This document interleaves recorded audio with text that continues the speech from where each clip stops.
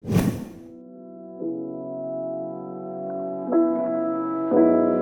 suppose I could have a few words with the barista?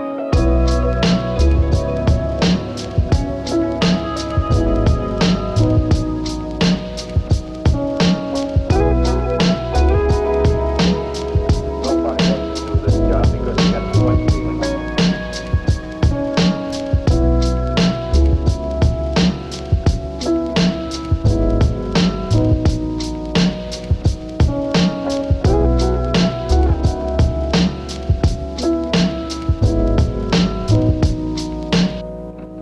Hey everybody, it's John from Seattle Coffee Gear. I'm here in the commercial kitchen today. We're doing another video in our latte art series. Today we're going to be talking about pouring a Swan.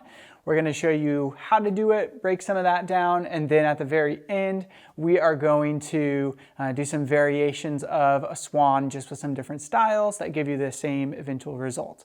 If you have questions about some of the stuff that came before this video, so a lot of pouring a Swan is pretty heavy about pouring a Rosetta, make sure to check out the Rosetta video and then also check out the heart video and then also check out our it's about a year ago we launched it, the video on kind of latte art tips and tricks. So check out all those videos before you check out this one, just because this could be a little bit over your head if you're not up to speed on some of those topics. So check those out before you get to this one, or just watch this one for fun. I mean, I'm okay with that. So let's get started. We're gonna start like we normally do in these videos with just a pitcher and a clear glass and some water with both. So I'll grab that and we'll dive in. All right, y'all, I have my clear glass and I have my pitcher. This has water in it. So like I always talk about starting out here, we pretend that we have some espresso in the glass, about that much.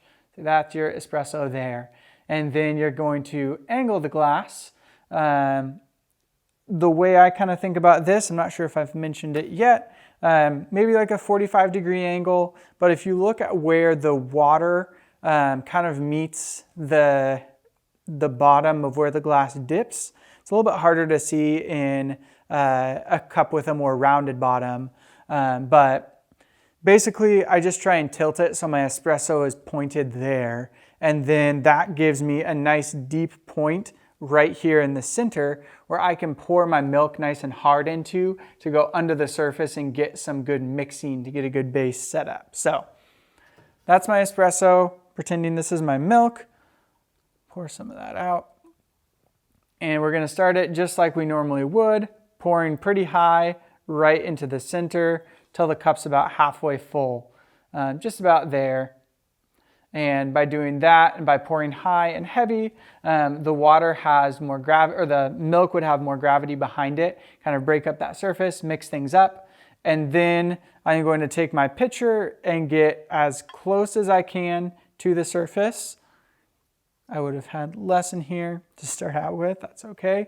As close as I can to the surface, about halfway into the cup, a little bit back, and then I'm gonna pretend like I'm pouring a Rosetta. That's gonna be the start of the pour.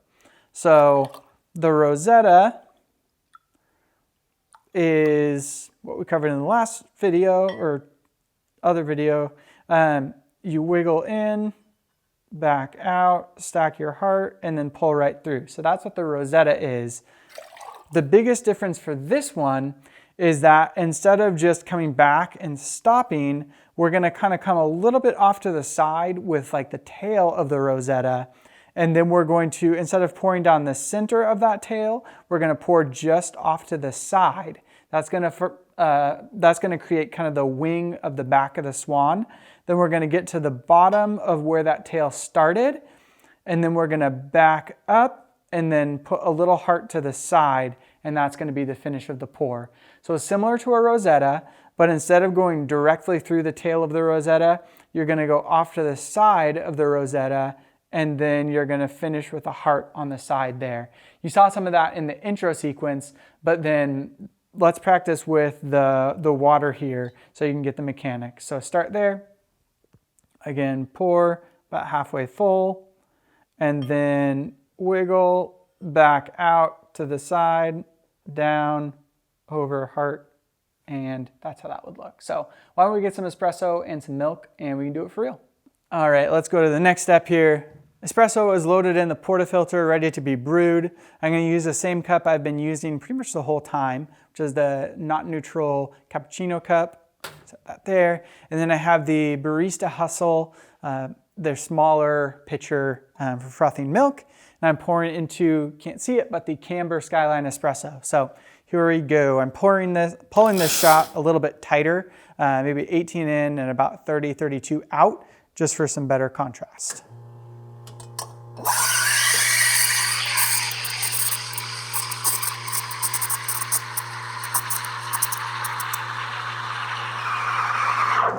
You don't want to froth your milk any differently than you would normally.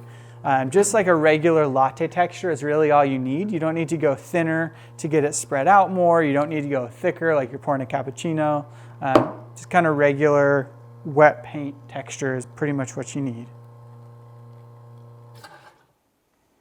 All right. I'm going to pour some of this off. Start with the cup angled and the espresso almost at the lip of the cup so you can create a nice deep spot to pour the milk into, and then pour from a high angle or from a high level to break the surface of the espresso and mix together your base. Once the cup's about halfway full, go ahead and stop and then get as close as you can to the surface about halfway into the cup and start pouring. Once you see white, then you can go ahead and start your wiggle just like you would for the Rosetta. Once you see the wrap starting to form, it's about time to start backing out at slightly to the side of the cup, not straight back, and then raise the pitcher up a little bit and bring it down the side of the Rosetta to create the tail, and then bring it down again, bring it back, the pitcher back to create the neck, then wait a second at the top to drop the heart in and pull through just like that. And there you have a Swan. Let's talk about some of the different variations of the Swan that you can pour. The first one that we're going to pour is going to be the frame Swan. So if you remember the frame tulip or some of those other framed pours we did, it's the same thing where you start with the little dot and then you pour into that, and that kind of frames the whole design. So we'll do that and you can see that. So here we go. This is the frame Swan again. So set up your base, start in the middle, there's the frame, and then we're going to wiggle just like we would off to the side, pull through, back out, and do the head. So there's the frame around it, and then the body, the feathers, and the neck. The next variation we're going to do is similar to a tulip, but we're going to kind of mimic the way a Rosetta would look with a bunch of stacks, and then we're going to finish it out like we would a Swan. So here is how that would look. This is the stacked Swan. So again, pour in the deepest part of the espresso, and then we're just going to drop little dots. 1, 2, 3, 4. And then I'm going to start the neck portion just by dropping little dots off to the side. One last one. Same thing, pour down the side, do the neck, and then the head. So that would be a stacked Swan. And then this next one is going to be kind of a combination of a couple different things. It's going to be a frame, and then we're going to try and get some stacks on the head of the Swan and see what that looks like, just so we can show some of the variations that you can do. I know there's other variations of like two head, or like the swans with their necks kind of tangled in the center of the cup. I'm not as comfortable doing those designs, so we're not going to show those here, but you can find plenty of other videos like that on Instagram or other YouTube accounts of people doing those more intricate swan designs. But this is just to kind of show you what you can do and to show you some of the basics. So here's what that looks like. So this is kind of the crazy Swan where we're just going to do a frame and then some stacks at the top. Fill it up halfway in the middle, start your pour. There's my frame, and then I'm going to pour that neck out and then come back up, and then I'm going to pour another heart into that to kind of stack it. You'll see that it pushes the rest of the design away because of the milk.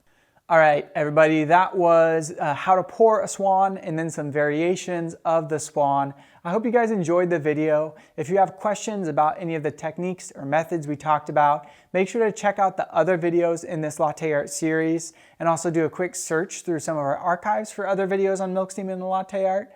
And then if you have other questions, leave us a comment down below. We'd love to chat with you, and I can get in the comments there and talk a little bit more in depth. Keep an eye on this channel for more videos on latte art. Subscribe so you see when we launch those videos. Turn on those notifications too so you know when the videos come out. Other than that, thank you guys so much for watching. I am on the commercial team here at Seattle Coffee Gear, so if you want to talk about commercial gear or what it takes to open up a coffee shop or add coffee to your business, give us a call, chat with us on the website, send us an email. We'd love to talk with you there, so gotta plug that. Anyways, everybody, thank you so much for watching. Have a great rest of the day. Bye.